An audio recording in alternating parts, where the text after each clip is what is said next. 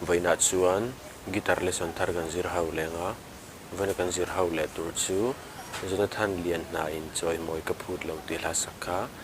bar chord a Perhdan tiang kan lang ke ponen all samjo ka Perhdan kha ka siam to boken na wendon nya bin kan langa ta point bin me theya yama F sharp asanga E chuan minor a hian D sharp minor G minor G sharp minor chuan tiang kan stramang down down down up ti khan na bu changa top thling na kol leang ka thlir chin kan din hun re thei pachia kan ni nei hlu kan nei velo